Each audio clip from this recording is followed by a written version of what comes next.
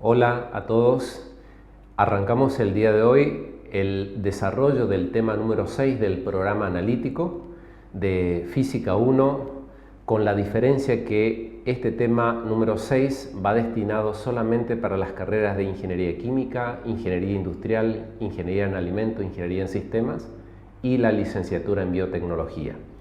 El título de este tema tiene que ver justamente con lo que es el movimiento de rotación, pero en una especial atención justamente con el fenómeno del rozamiento. Es decir, que en cada una de las situaciones que vamos a analizar a continuación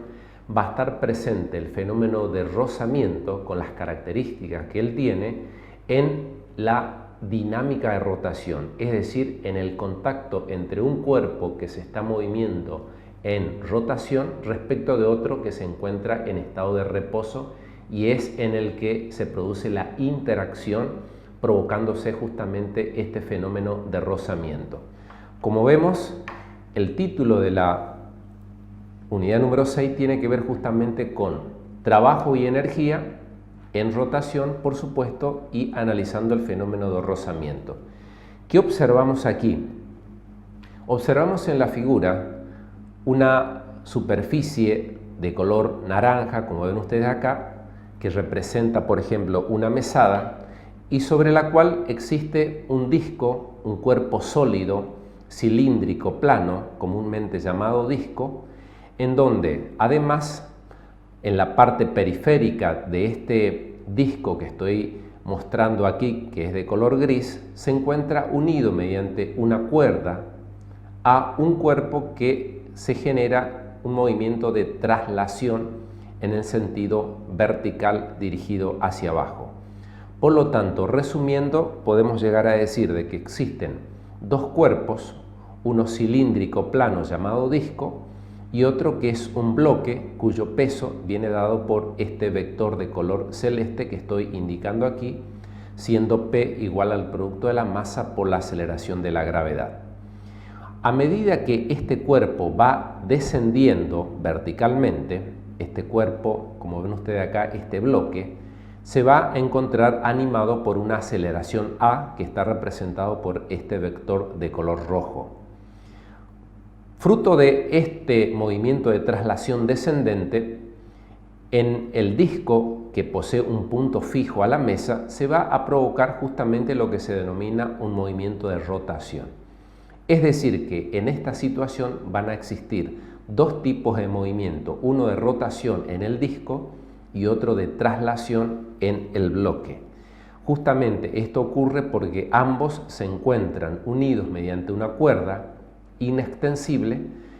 siendo esta cuerda que pasa por una polea sin rozamiento que está ubicado en el borde de esta mesada. Como ven ustedes acá, producto de esta acción, en la cuerda se va a generar una fuerza de acuerdo a la tercera ley de Newton, que la vamos a llamar fuerza T, que de acuerdo a la tercera ley de Newton poseen igual dirección, igual intensidad, pero de sentido contrario, llamada acción y reacción. Esta superficie plana circular llamada disco va a estar animada de una aceleración angular alfa, y producto justamente de esta rotación se va a provocar aquí un momento que vamos a analizar en breve. Este disco posee un radio R, tal como se lo observa acá en la figura. Por lo tanto, planteada esta situación, podemos llegar a decir lo siguiente, que el bloque va a descender a través de una aceleración A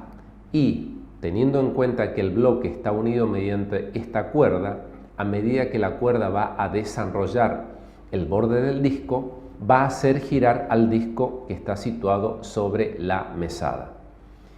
Una de las preguntas que suele usarse en este tipo de situaciones es ¿cómo hacemos para determinar la aceleración del bloque que está descendiendo verticalmente? Para eso vamos a tener que analizar justamente como conocimientos previos que vamos a tener que tener al respecto a las leyes de Newton. En primer lugar, tenemos que saber que el disco que se encuentra apoyado sobre la mesada, al estar en contacto con la superficie de la mesada, va a existir un fenómeno de roce. Por lo tanto, va a existir un coeficiente de roce entre el disco y la mesada. A ese coeficiente de roce, como ustedes saben, lo vamos a simbolizar con el coeficiente o con la letra del abecedario griego llamado mu. Por lo tanto, si nosotros hacemos un análisis particular de las fuerzas que actúan sobre cada uno de los cuerpos y el efecto que provocan en cada uno de ellos, podemos llegar a decir de que en el caso del bloque que desciende verticalmente, este bloque de color gris, las fuerzas que actúan sobre este bloque son el peso, también llamado fuerza gravitacional, que de acuerdo a la segunda ley de Newton es igual al producto de la masa por, en este caso, la aceleración de la gravedad. Esa fuerza vendrá representada por este vector de color azul que estoy señalando acá en este momento. De acuerdo a la tercera ley de Newton, que indica que a toda acción se le opone una reacción, se genera en la cuerda esta fuerza T que ven ustedes acá, que va dirigido verticalmente hacia arriba. Entonces, entre el peso y la fuerza T se conforma justamente lo que es esta tercera ley de Newton, principio de acción y reacción. Por otro lado, la aceleración con la que va a descender el cuerpo es justamente este vector de color rojo que indica el sentido de desplazamiento del cuerpo. Por lo tanto, de acuerdo justamente a la ecuación de movimiento, en donde analizamos justamente la segunda ley de Newton, y considerando que el desplazamiento es en el sentido vertical hacia abajo y de dirección, como comúnmente se lo denomina dirección Y, podemos llegar a decir de que la segunda ley de Newton la podemos expresar de esta manera. La sumatoria de todas las fuerzas que actúan sobre el bloque va a provocar un desplazamiento que vendrá dado justamente por este segundo miembro, masa por aceleración, siendo m la masa del bloque y a la aceleración con la que desciende. Si tenemos en cuenta el análisis que se da en este primer miembro, como dijimos, vamos a tener en cuenta las fuerzas que actúan sobre este bloque que desciende verticalmente. En primer lugar, vamos a asignar un sentido positivo al sentido de desplazamiento del cuerpo, es decir, como el bloque se encuentra desplazando hacia abajo, vamos a considerar de que todas las fuerzas que se desplazan hacia abajo van a ser de signo positivo. Es por eso que el peso, que viene dado por m por g, está precedido de un signo positivo, en tanto que la fuerza T que se da en la cuerda estará precedido de un signo negativo justamente porque se opone al desplazamiento vertical descendente del cuerpo. De esta expresión matemática, si despejamos el valor de la fuerza T que desconocemos, nos queda esta expresión matemática como ustedes ven aquí, que la vamos a llamar expresión matemática 1. Ahora, ¿qué es lo que va a suceder justamente con el disco que se encuentra apoyado sobre la mesada? Ahí aplicaremos lo que en unidades anteriores hemos llamado la dinámica de la rotación. La dinámica de la rotación suponía que un cuerpo giraba alrededor de un punto fijo, en donde una de las características que tiene este cuerpo es justamente el radio de dicho cuerpo, justamente tratándose en este caso de un cuerpo de forma circular y que además posee una masa m. La fuerza T es la causante justamente de esta rotación, porque la fuerza T es la que actúa sobre la cuerda, siendo la cuerda la que está unida al disco. Esta fuerza T va a ejercer un momento entonces respecto de lo que es este disco de radio R. Ese momento va a ser igual por definición al producto de la fuerza por la distancia, siendo la fuerza T y la distancia, en este caso el radio R. La fuerza de roce entre el disco y la masa van a provocar también otro momento que se va a denominar momento de rotación. ¿Por qué? Porque el momento de rotación tiene lugar entre la fuerza de roce que existe entre toda la superficie del disco y la superficie de la mesada. Por lo tanto, la ecuación del movimiento para el disco, que lo está haciendo con una aceleración angular alfa, vendrá dada por esta expresión matemática. La sumatoria de los momentos va a ser igual al producto del momento de inercia por la aceleración angular. Como ustedes pueden ver, esta es una ecuación que tiene que ver con la ecuación de la dinámica de rotación, en donde establecía que el movimiento de rotación va a depender de los momentos externos y que va a ser igual al producto del momento de inercia por la aceleración angular. Si en este primer miembro reemplazamos los momentos que actúan respecto del disco, podemos llegar a hablar de lo siguiente. Por ejemplo, el primero de los momentos va a ser el que provoca la fuerza T y que actúa sobre el disco de radio R.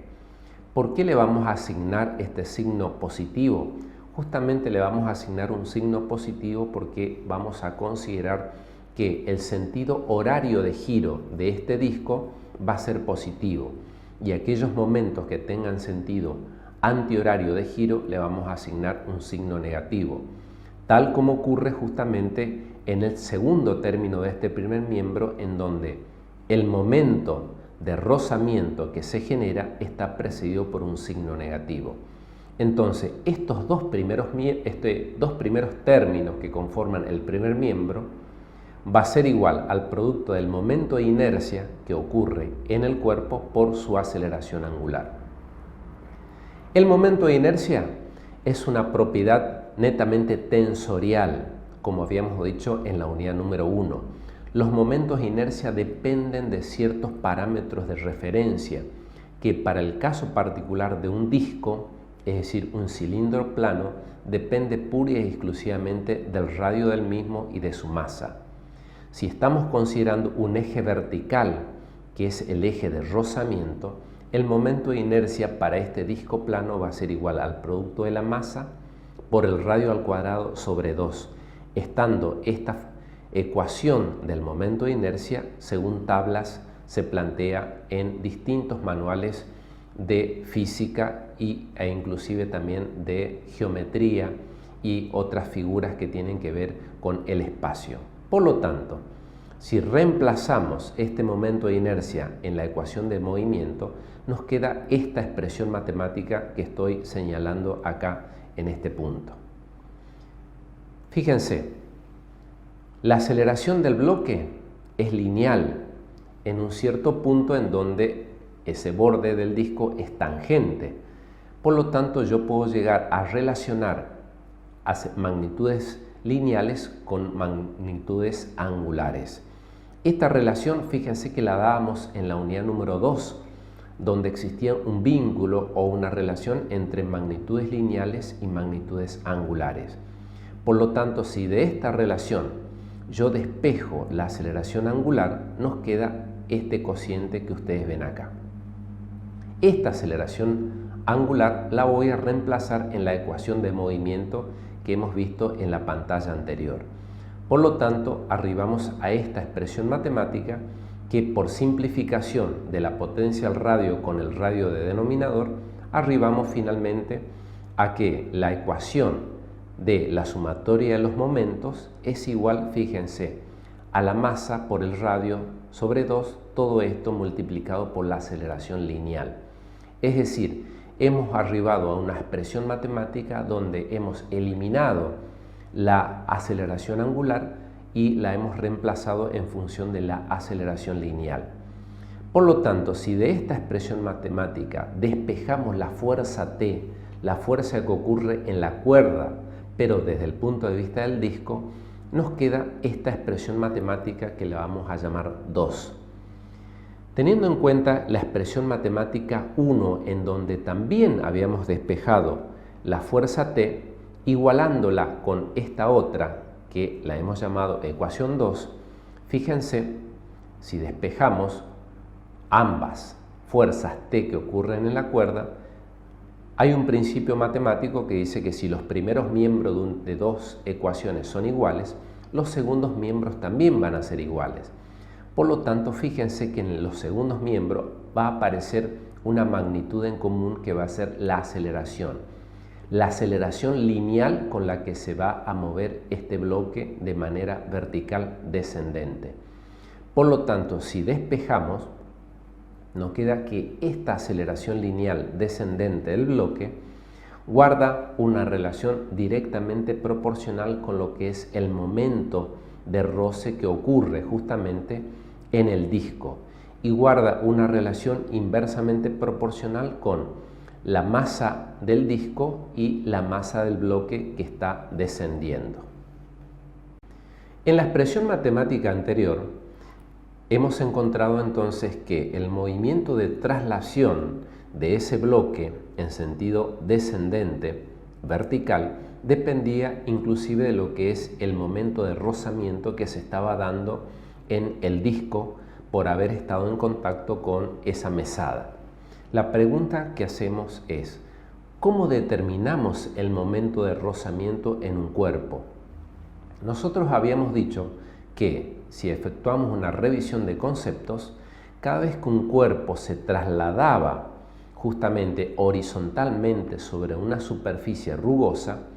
las magnitudes que aparecían en ese momento, habíamos dicho que se trataba de una velocidad lineal, como ven ustedes acá, y que viene representado por este vector de color verde, una fuerza que se opone al desplazamiento, que viene dado por esta fuerza de color azul llamada fuerza de roce, y de acuerdo al principio de acción y reacción, tercera ley de Newton, existían dos fuerzas, una que es la acción, que es el peso del cuerpo que actúa sobre la superficie el cual se está desplazando, y la reacción de la superficie hacia el cuerpo y que la conocíamos con el nombre de normal. En definitiva, estas magnitudes vectoriales son las que aparecen cuando nosotros analizábamos el fenómeno de rozamiento en el movimiento de traslación. Esa fuerza de roce venía dada justamente por un coeficiente que se lo denominaba coeficiente según la situación, era coeficiente estático de roce, o si había movimiento, coeficiente dinámico de roce. Pero había una fuerza que siempre estaba presente en esa expresión matemática, que era la normal. La fuerza de roce es directamente proporcional a la normal, es decir, a la fuerza reactiva. La pregunta que nos hacemos ahora es, ¿cómo determinamos la fuerza de roce en el caso de un movimiento de rotación? ¿Por qué? Porque existe justamente un punto fijo en donde se va a provocar el rozamiento. Y como sabemos que el momento de roce o el momento de rozamiento está asociado a una distancia, cabe preguntarse cuál es la distancia que vamos a considerar como punto de partida entre los distintos puntos de roce que ocurren en un cuerpo y ese punto de rotación fijo que es el que tiene lugar. Para ello vamos a tratar de explicarlo de esta manera. Nosotros observamos aquí una vista de planta de este disco en donde se está provocando un sentido de roce, un sentido de giro,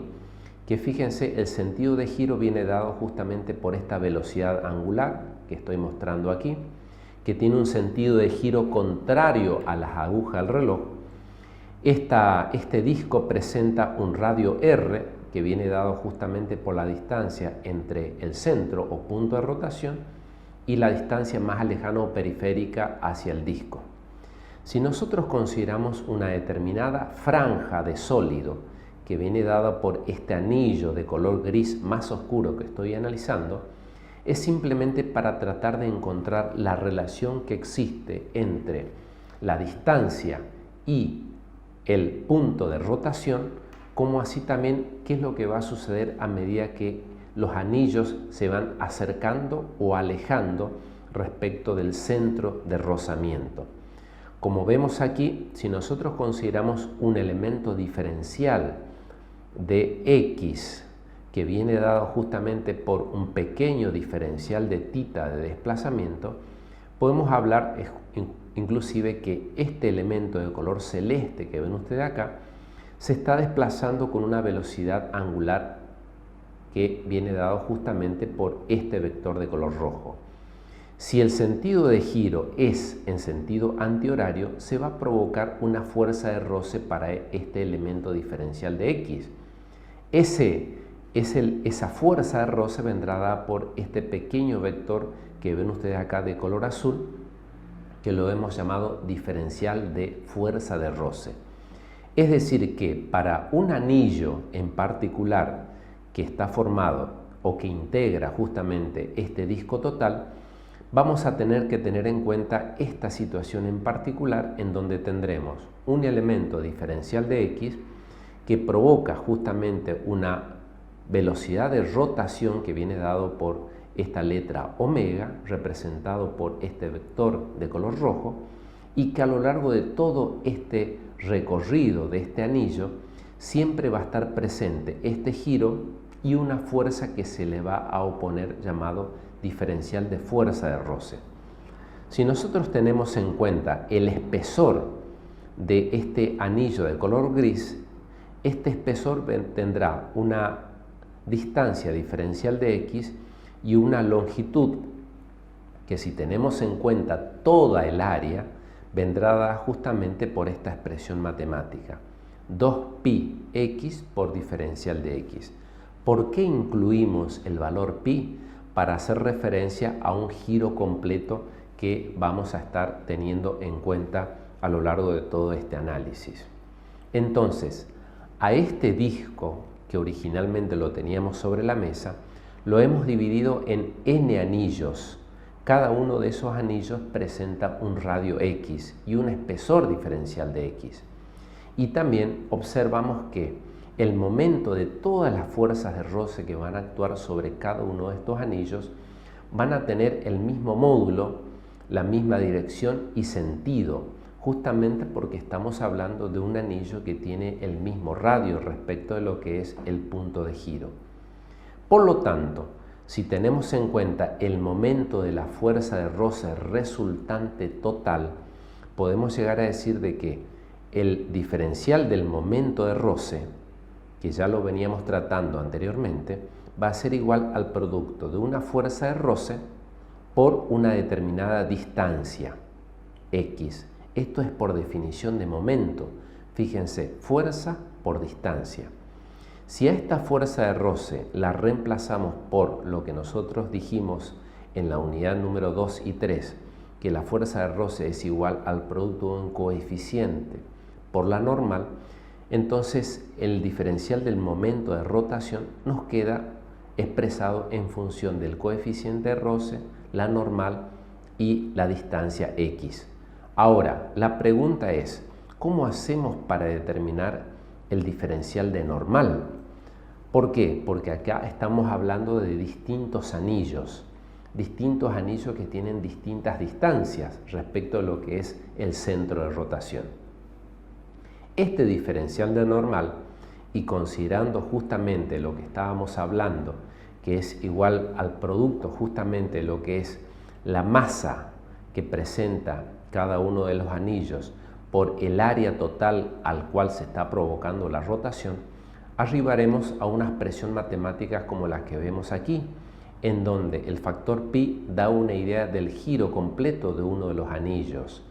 El giro completo que, al simplificarse, como ven ustedes acá, arribamos a una expresión matemática en donde el diferencial de normal guarda una relación directa con la masa justamente de lo que es este disco, la aceleración de la gravedad y un elemento variable que está asociado justamente a la distancia hacia el centro del disco,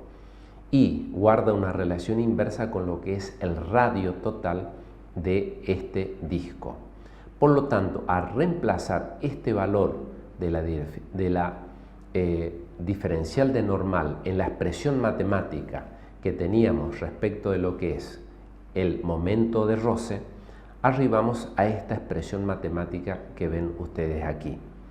en donde podemos encontrar una expresión matemática en donde el momento de roce va a guardar una relación directa, como ven ustedes acá, con lo que es la masa, las distancias que tienen cada uno de los anillos hacia el centro de giro y el radio como una relación inversa, el radio total del disco. Si provocamos la integral o resolvemos la integral justamente a los efectos de eliminar los elementos diferenciales que se encuentran en la ecuación, tomando como extremos de integración el centro de giro y el extremo máximo que sería el radio, arribamos finalmente a esta expresión matemática mucho más sencilla, en donde el momento de roce de un disco, incluyendo los distintos o los infinitos anillos que hemos dividido a dicho disco para considerar justamente los distintos momentos de roce, al integral podemos llegar a decir de que el momento neto resultante de roce guarda una relación directa con lo que es la masa del disco, el coeficiente de roce, la aceleración de la gravedad y el radio, y un coeficiente que está afectando a 2/3 justamente y que tiene que ver justamente con la forma de este cuerpo por tratarse de un cilindro plano comúnmente llamado disco.